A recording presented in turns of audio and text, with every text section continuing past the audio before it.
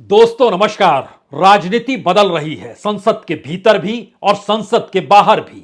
राजनीति तो कांग्रेस की भी बदल गई और राजनीति के जरिए विपक्ष को साधने का हुनर भी इस दौर में बीजेपी का बदल चुका है। सही मायने में कहें तो ऐसी परिस्थिति इससे पहले बीजेपी के सामने कभी नहीं आई होगी कि जब वह देश प्रेम और राष्ट्रभक्ति का जिक्र करे तो ऐसे में उसकी राजनीति भोथरी दिखाई दे, और जिन बातों का वो जिक्र करे उस बातों पर इससे पहले कांग्रेस खामोश हो जाती थी। लेकिन इस बार उन्हीं बातों को कांग्रेस दोहराने से घबरा नहीं रही है। ये कौन सी परिस्थिति है? राहुल गांधी ने जो लंदन में कहा, हू बहू उन्हीं शब्दों का खुले तौर पर जिक्र और किसी ने नहीं। मल्लिकार्जुन खड़गे ने, जो कांग्रेस के अध्यक्ष हैं, राज्यसभा में विपक्ष के नेता के तौर पर हैं, उन्होंने उन्हीं शब्दों को दोहरा दिया। यानी जिस राष्ट्रभक्ति और राष्ट्र प्रेम के आश्रय विपक्ष को मारने की कोशिश बीजेपी कर रही थी, वहां कांग्रेस जब खड़ी हुई तो समूचा विपक्ष उनके साथ खड़ा हो गया। यानी जिन बातों को देशभक्ति और राष्ट्र प्रेम के छांव तले बीजेपी लाना चाहती है, उन्हीं बातों को हथियार बनाकर विपक्ष, वह भी कांग्रेस की अगुवाई में, और कांग्रेस वह भी मल्लिकार्जुन खड़गे की अगुवाई में खड़ी हो गई। और आज जब तकरीबन 190-92 सांसद अलग अलग पार्टियों के 16, 17, 18 पार्टियां थी, उन पार्टियों के नेता जब सड़क पर निकले ये कहते हुए कि हम चाहते हैं कि ईडी के उस डायरेक्टर को ही ज्ञापन दे दिया जाए और उस ज्ञापन में लिखा जाए, जिनके खिलाफ जांच करनी है जांच कीजिए, जो भी आपको करना है कीजिए, और ऐसा ज्ञापन देकर सीधे सांसद, वह भी विपक्ष के, ईडी से मांग करेंगे जो दोषी है सजा भी दीजिए और जांच भी कीजिए। यह परिस्थिति आएगी बीजेपी ने नहीं सोचा था। तो धारा 144 पार्लियामेंट के उस दायरे में लग गई जो उस पूरे दायरे को बहुत सेंसिटिव और वीवीआईपी माना जाता है। महज 200 कदम ही चल पाए तमाम 200 सांसद और 2000 पुलिसकर्मियों की मौजूदगी ने उन्हें बतलाया कि 144 धारा लगी है तो 5 लोग भी जमा हो नहीं सकते हैं। ऑफर किया गया कि तब तो 2-3 लोगों को ले जाइए अपनी गाड़ी में, लेकिन हम ज्ञापन सौंपना चाहते हैं ईडी के उस डायरेक्टर को जिसको 3 बार विस्तार यानी एक्सटेंशन मिल चुका है, और उसको ज्ञापन सौंपेंगे कि आप जांच कीजिए। यानी पॉलिटिकली विंडिक्टसनेस जो चल रहा है उसको कम से कम रोका जाए या देश के सामने लेकर आया जाए।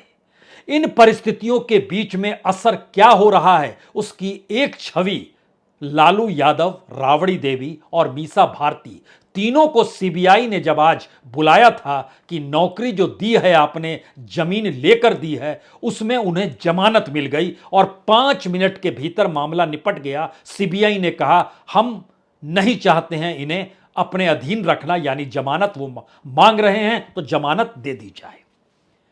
यह किस परिस्थिति का असर है? दरअसल जिस जांच का जिक्र विपक्ष कर रहा है उस जांच के दायरे में सही मायने में वही राष्ट्रभक्ति और राष्ट्र प्रेम है जो इस देश की संपत्ति को लुटाने की परिस्थितियों से जाकर जुड़ गया है, जो खुले तौर पर अब विपक्ष आरोप लगा रहा है। यानी मसला राहुल गांधी को घेरने का था, लेकिन बात उलट गई और अडानी कांड की जांच की दिशा में आ गई, जहां पर 5-6 परिस्थितियां ऐसी पहली बार उभरी है जो खुले तौर पर यह बता रही है कि अगर जांच हो जाए तो सरकार हिल जाएगी। यह पहला सवाल था। वो कौन सी जांच है जो हो जाए तो सरकार हिल जाएगी, यह आपको आज बताया जाएगा। दूसरी बात, राहुल गांधी ने जिन बातों का जिक्र लंदन में किया, कल तक कांग्रेस अलग थलग पड़ जाती थी या खामोश रहती थी और कांग्रेस अध्यक्ष भी उस मूड में दिखाई नहीं देते थे कहीं, लेकिन इस वक्त नेहरू गांधी परिवार का कोई शख्स कांग्रेस का अध्यक्ष नहीं है। मल्लिकार्जुन खड़गे हैं, उम्र के लिहाज से तमाम सांसदों की उम्र से ज्यादा हैं। जिस समुदाय विशेष से आते हैं उस पर टीका टिप्पणी करना राजनीतिक तौर पर बहुत घातक होता है। वह दलित समुदाय से आते हैं। बीजेपी के सामने ये मुश्किल हालात हैं और नेहरू गांधी परिवार का कोई शख्स नहीं, यानी सोनिया नहीं, राहुल नहीं, प्रियंका नहीं, मैदान में कांग्रेस है, अगुवाई करते हुए मल्लिकार्जुन खड़गे हैं और पीछे समूचा विपक्ष आकर खड़ा है, और वह भी देशभक्ति का जिक्र इस अंदाज से कर रहा है कि इससे पहले अडानीज को क्यों कहना पड़ा कि हम दरअसल उस देश से जुड़े हुए हैं और आप देश पर हमला कर रहे हैं, जबकि वह सिर्फ एक स्कैम का मसला है। तो क्या भारत के इतिहास में यह सबसे बड़ा स्कैम है?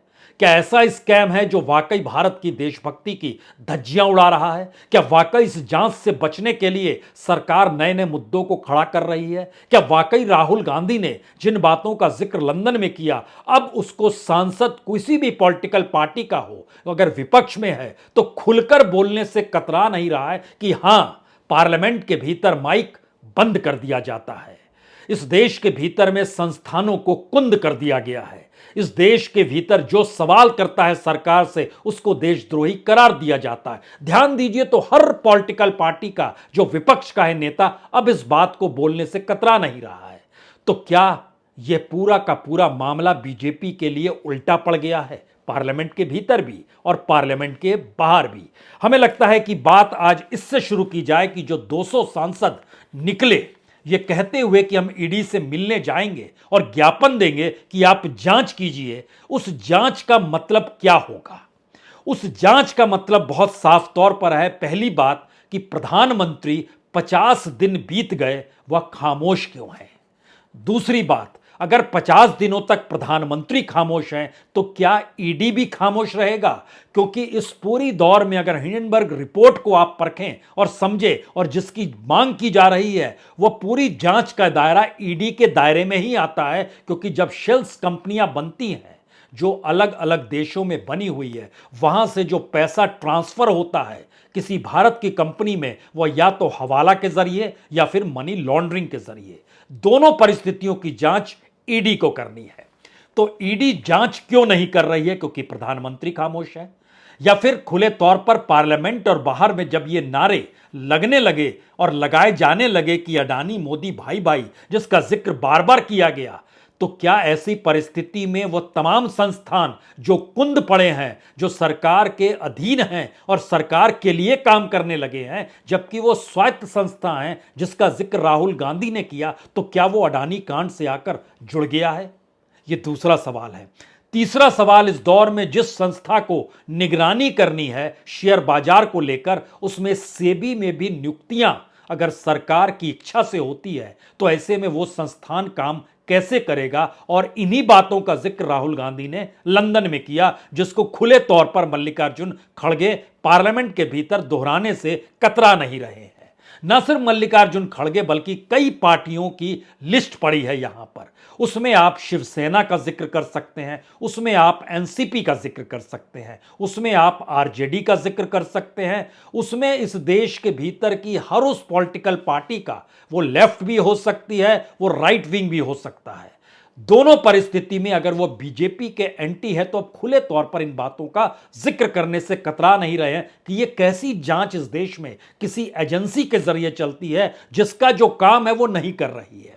तीसरी बात, इस देश के जो पब्लिक सेक्टर के जो संस्थान हैं और जो बैंक हैं और एलआईसी सरीखी संस्था है जिसमें जनता का पैसा है, अगर वो पैसा भी अगर लगातार उस कंपनी में दिया जा रहा है जो गड़बड़ी कर चुकी है और कर रही है या करती चली गई और आपने जांच नहीं की और अब अपने नेटवर्थ को संभालने में लगी है, तो मैसेज एक और साफ है कि फिर से सरकार ने उस दिशा से आंखें मूंद ली हैं जहां पर इस देश की संस्थानों की जांच होनी चाहिए कि ऐसा क्यों हुआ। तो क्या सरकार ने उस दिशा में आदेश उनको दिया हुआ था? चौथी बात, जो विदेशी समझौते इस दौर में हुए अडानी ग्रुप को लेकर, जांच की उस प्रक्रिया के भीतर एक दो नहीं बल्कि 5 बड़े प्रोजेक्ट्स निकल कर आते हैं। इजराइल के साथ पोर्ट और डिफेंस का मामला, श्रीलंका के साथ बंदरगाह का मामला, बांग्लादेश के साथ पावर समझौते का मामला, फ्रांस के साथ ग्रीन एनर्जी का मामला,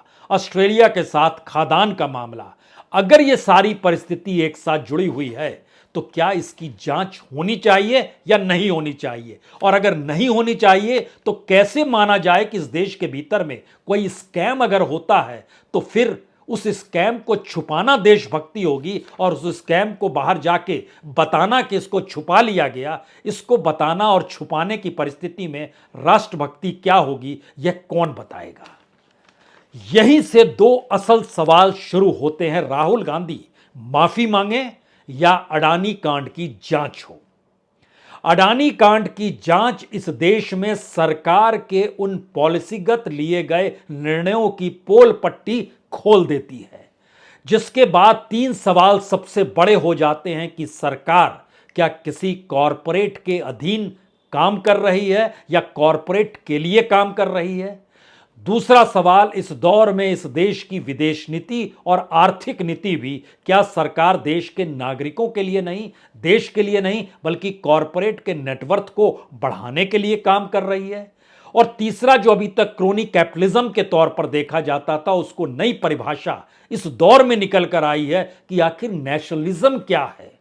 देश के लिए काम करना, देश को सींचना, उसको आगे बढ़ाना, इसी दिशा में तो काम है। तो इस कच्चे चिट्ठे पर आए कैसे चीजें डाइवर्ट कर दी गई है, उससे पहले दो बातों का जिक्र जो राहुल गांधी से जुड़ा है। राहुल गांधी ने लंदन में जो कुछ कहा, उसको अगर हूबहू पार्लियामेंट के भीतर अपने भाषण में, नारों में या फिर पार्लियामेंट के बाहर निकलकर जिन बातों का जिक्र मीडिया से किया गया, 16 पार्टियों के लगभग 52 पार्लियामेंट्रीज ने अलग अलग जगहों पर राहुल गांधी का जिक्र करते हुए इस बात का जिक्र किया कि हां, देश के भीतर ऐसे हालात हैं जिसमें विपक्ष को खत्म करने की दिशा में सरकार बढ़ना चाहती है। तो कैसे मान लिया जाए डेमोक्रेसी काम कर रही है, कैसे मान लिया जाए इंस्टीट्यूशंस काम कर रहे हैं, कैसे मान लिया जाए कि अगर इस देश की इकोनॉमी, इस देश का कॉरपोरेट, इस देश के गवर्नमेंट इंस्टीट्यूशंस और इस देश की पार्लियामेंट और इस देश की कुछ हद तक जुडिशरी तक को अगर कब्जे में ले लिया तो उसके बाद डेमोक्रेसी का क्या मतलब होगा। यह सवाल 52 सांसदों ने अलग अलग तरीके से उठाया जो हमारी टीम ने कलेक्ट किया है। और ये 16 पॉलिटिकल पार्टीज क्या है, और इसमें खास तौर पर जो मुखर पार्टी रही है उसमें 4 दल सबसे मुखर रहे हैं। उसमें पहले नंबर पर कांग्रेस और कांग्रेस के नेता मल्लिकार्जुन खड़गे, दूसरे नंबर पर आम आदमी पार्टी के नेता संजय सिंह, तीसरे नंबर पर शिवसेना की चतुर्वेदी जो महिला है जो राज्यसभा में है, तीसरे नंबर पर वो रही, और चौथे नंबर पर आरजेडी के मनोज। वह खुले तौर पर जिन बातों का जिक्र कर रहे हैं उसने मैसेज दिया, और पहली बार यह आवाज डीएमके तक गई। पहली बार यह आवाज उन छोटे छोटे राजनीतिक दलों को भी अपने साथ समेट कर ले आई कि क्या वाकई ऐसी स्थिति इस देश के भीतर बन चुकी है।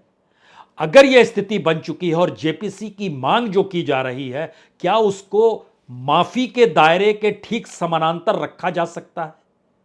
आप कहेंगे एक तरफ देश की छवि धूमिल हुई और विदेशों में जाकर इस बात का जिक्र हुआ, दूसरी तरफ सवाल है कि जो अडानी कांड है उसका दायरा इस देश के भीतर नहीं है, उसका दायरा भी अंतर्राष्ट्रीय तौर पर है।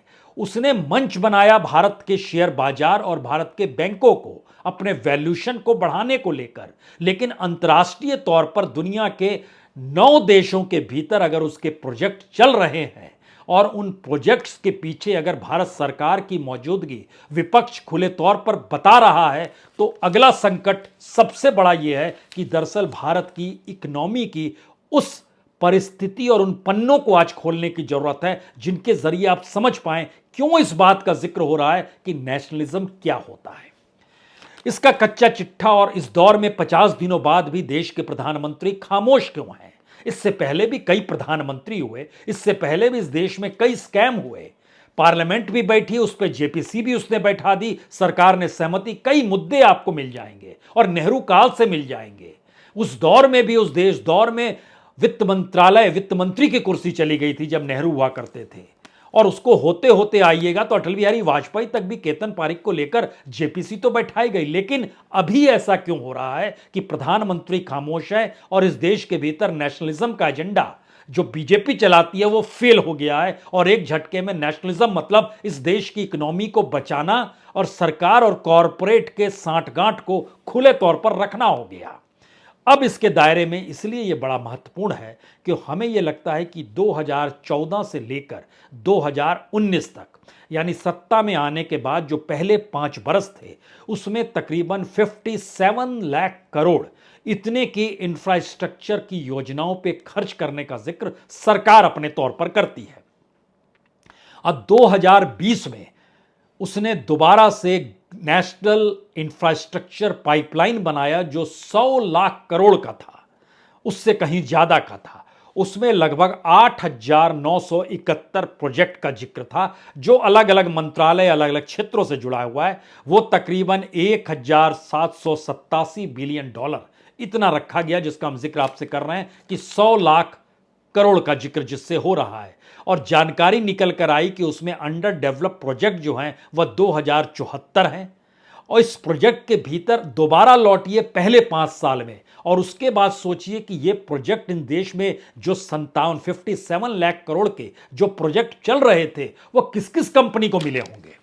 क्या ये वही कंपनियां हैं जिस कंपनी को आज की तारीख में अडानी और अंबानी के नाम पर जाना जा रहा है? क्या ये इससे हटकर वह भी कंपनी है जो सरकार के करीब है? उसमें क्या वेदांता भी आता है? क्या उसमें टाटा भी आते हैं? उसमें कौन आते हैं? कौन कौन सी कंपनियां हैं, किस रूप में आती हैं? क्योंकि जो खर्च हुआ 57 लाख करोड़ में, उसमें पावर सेक्टर पर उसका 31% खर्च किया गया।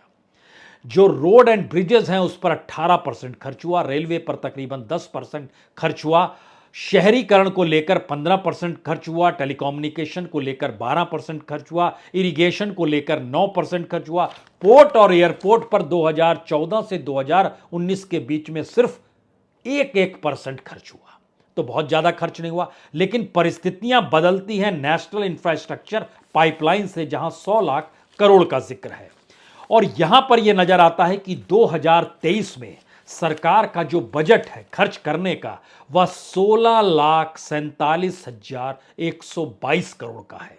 इसी तरीके से 2024 में उसको लगभग 15,40,000 करोड़ रुपए खर्च करने हैं। इसी तरह 2025 में 13,15,000 करोड़ रुपए खर्च करने हैं। यानी कुल मिला के 23, 24, 25 का टारगेट था 5 ट्रिलियन की इकोनॉमी। और उससे पहले जो जानकारी आई उसमें आया कि 45 लाख करोड़ रुपया खर्च 2023, 2024, 2025 में होना है। और कमोवेश हर क्षेत्र का नाम उसमें है, किसमें कितना खर्च होना है। हम इसको बताएं उससे पहले 3 बातें गौर कर लीजिएगा। जो कॉरपोरेट सेक्टर इस दौर में सत्ता के करीब है, टॉप मोस्ट 5 कॉरपोरेट सेक्टर, उस 5 कॉरपोरेट सेक्टर को इस पूरे इंफ्रास्ट्रक्चर पाइपलाइन जो नेशनल बनाया गया, NIP, इसको जो बनाया गया, 5 टॉप कॉरपोरेट के हाथ में लगभग 77% काम उनको सौंपा गया। और सौंपा जाएगा और सौंपा जा रहा है, ये एक एवरेज निकल कर आता है। और उसके भीतर जब आप चलिएगा तो मसलन आप जैसे एनर्जी के क्षेत्र में देखिए, एनर्जी में पावर सेक्टर में 2,23,000 करोड़ रुपया, रिन्यूएबल एनर्जी में 1,70,000 करोड़ रुपया, पेट्रोलियम और नेचुरल गैस के क्षेत्र में लगभग 41,000 करोड़ रुपया, सब मिलाइएगा तो एनर्जी के क्षेत्र में 4,68,000 करोड़ रुपए खर्च। अब एनर्जी के क्षेत्र में कौन कौन कंपनियां हैं? 3 कंपनियां, तीनों की करीबी सत्ता से।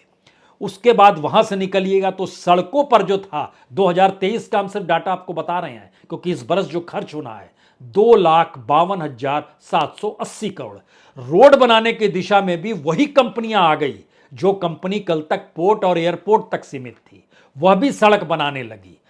उसके बाद रेलवे में आई ये 2,73,000 करोड़ रुपया। ये नेशनल इंफ्रास्ट्रक्चर पाइपलाइन के प्रोजेक्ट की आंकड़े सिर्फ हम आपको बतला रहे हैं। इसी तरीके से पोर्ट्स का जो डाटा आया वो 15,863 करोड़। पोर्ट का किंग कौन है बताने की जरूरत नहीं। एयरपोर्ट का डाटा इस बरस का 21,334 करोड़ रुपया। कहां खर्च होगा, कैसे होगा, किस कंपनी को दिया जाएगा, यह भी कोई छुपी हुई बात नहीं है। इसी तरीके से जब आप कहीं भी उंगली रख दीजिएगा, अर्बन यानी चाहे वो आप अटल मिशन पे रख दीजिए, अर्बन ट्रांसफॉर्मेशन पे रख दीजिए, स्मार्ट सिटीज़ पर रख लीजिए, MRTS पर रख लीजिए, अफोर्डेबल हाउसेस पर रख लीजिए, जल जीवन मिशन रख लीजिए, यह भी समझिए कि जल जीवन मिशन सरीखा पैसा जो आता है वह वर्ल्ड बैंक और IMF के जरिए आता है। लेकिन उस पर तमाम चीजों पर 2,34,000 करोड़ रुपए, और सभी में उन्हीं कंपनियों का इन्वॉल्वमेंट जो उसका इन्वॉल्वमेंट कल तक नहीं था, लेकिन सत्ता के करीब आ गए तो इन्वॉल्वमेंट मिल गया। और इसके ठीक समानांतर अगर चलते चले जाइएगा तो आपको जानकर हैरत होगी कि सबसे कम पैसा उस क्षेत्र में खर्च किया जा रहा है जिस क्षेत्र में इन कॉरपोरेट्स क्या अभी शुरुआत नहीं हुई है घुसने की, या बहुत हल्की सी शुरुआत हुई है, या उसको देश के भीतर गैर जरूरत नजरिए से सरकार देखती है। आप कहेंगे कौन सा क्षेत्र है वह क्षेत्र है एजुकेशन का, सोशल एस्पेक्ट में। मसलन हायर एजुकेशन का बजट 2023 को लेकर जो बनाया गया इंफ्रास्ट्रक्चर के दायरे में वो महज 29,000 करोड़ का है। स्कूल एजुकेशन का बजट मगर 6,000 करोड़ का है। जो हेल्थ एंड फैमिली वेलफेयर है इसका बजट 16,000 करोड़ का है। स्पोर्ट्स का बजट 1,389 करोड़ रुपए का है, और टूरिज्म उसके साथ जोड़ा गया 1,663 करोड़। कुल मिला दीजिएगा तो लगभग ये 55,000 करोड़ का बनता है। अब आप सोचिए, एक तरफ 55,000 करोड़, दूसरी तरफ एनर्जी क्षेत्र में 4,68,000 करोड़। सिर्फ सड़क, रेलवे, पोर्ट्स, एयरपोर्ट सब में कई गुना ज्यादा। ये स्थितियां क्या बतलाती है कि इस देश के भीतर में जो भी काम होगा वह काम किसे दिया जाए, और उस काम के जरिए वह अपने वैल्यूशन को अंतर्राष्ट्रीय बाजार में कैसे भुनाएगा, और उसको भुनाने के लिए सरकार उसके पीछे कैसे खड़ी रहेगी। दरअसल ये अडानी कांड की जांच उन परतों को खोलती है जो खुले तौर पर इस देश के भीतर में ब्लैक मनी को लेकर, इस देश के भीतर में सार्वजनिक उपक्रमों के पैसे को लेकर, विदेशी समझौतों को लेकर, जांच करने वाले संस्थानों की कार्यप्रणाली को लेकर, सबको लेकर उंगली उठाती है। तब यहां पर दोबारा सवाल उठता है, क्या वाकई इन बातों को विपक्ष ने अब आत्मसात कर लिया है, और इसीलिए वो खुद सवाल कर रहे हैं। अच्छा, आप राहुल गांधी को कह रहे हैं डेमोक्रेसी नहीं है और माफी मांगिए, तो आप जांच करा लीजिए, तब आपको पता चलेगा कि राष्ट्र की छवि कैसे धूमिल हो रही है। क्योंकि अंतर्राष्ट्रीय तौर पर दुनिया के विकसित देशों के लगभग 7 बड़े बैंकों ने इस दौर में बंद कर दिया निवेश करना अडानीज के ऊपर, या भारत के शेयर बाजार को लेकर और उसके वैल्यूशन को लेकर बहुत सारे सवाल उन्होंने खड़े कर दिए। तो क्या ये मसला सिर्फ कॉरपोरेट का नहीं है, राजनीति का है? और राजनीति बदल जब रही है तो इस देश के भीतर में कांग्रेस अब उस एग्रेसिव एस्पेक्ट में आ गई है, और खुद मल्लिकार्जुन खड़गे अपने तौर पर उस राजनीति की नब्ज को पकड़ चुके हैं, या पकड़ना चाह रहे हैं, या पकड़ में आ गया है, अब उसकी जांच कराकर उसको खुले रूप में रखना चाह रहे हैं। क्या यही वजह है? हो सकता है, क्योंकि विपक्ष के पास जो पूछ पकड़ में आ रही है, उसकी जो मुंह की परिस्थिति है वो देश की राजनीतिक सत्ता से जाकर जुड़ रही है, जिसका जिक्र मल्लिकार्जुन खड़गे अब खुले तौर पर कर रहे हैं। तो शायद जिस खेल को बीजेपी खेलना चाहती थी वह खेल एक झटके में उलट जाएगा, उसने सोचा नहीं था। यह पहली बात। दूसरी बात, कांग्रेस और उसके अपने अध्यक्ष मल्लिकार्जुन खड़गे की राजनीतिक पहल ने दरअसल एक ऐसे विपक्ष को लाकर खड़ा कर दिया है जिसकी कल्पना सत्ता ने की नहीं थी। और तीसरी परिस्थिति यह है कि तमाम बातों के जिक्र में मोदी सत्ता का नाम अभी तक खुलकर उभर नहीं पा रहा है, लेकिन सारे नब्ज अगर वही जाकर मिल रहे हैं, और उस पर अगर 50 दिनों से प्रधानमंत्री ने खामोशी बरती हुई है, तो ये 50,000 दिन भी हो सकते हैं प्रधानमंत्री इस पर नहीं बोलेंगे। और शायद यही वो परिस्थिति है जो 2024 तक क्या एक ऐसे मुद्दे की शक्ल में इस देश के भीतर के सवाल खड़े हो रहे हैं जो सही मायने में बताएं कि राष्ट्र प्रेम और देशभक्ति होती क्या है। इसकी जांच अगर आप नहीं करेंगे तो फिर उस एजेंडे में मत फंसिए जिस एजेंडे के आसरे बार बार बताया जाता है कौन देशभक्त है, कौन देशद्रोह है, कौन विपक्ष के नेता भ्रष्ट है, करप्ट है। अगर ऐसे सवाल हैं तो फिर आखिरी में लालू यादव का जिक्र इसलिए जरूरी है क्योंकि 5 मिनट के भीतर जमानत सीबीआई अगर दे दे और सीबीआई कोई उस पर आपत्ति ना व्यक्त करे तो पूरी जांच प्रक्रिया को समझने की कोशिश कीजिए। ये देश की बदलती राजनीति का एक नायाब और नया चेहरा है। बहुत बहुत शुक्रिया, बहुत बहुत शुक्रिया।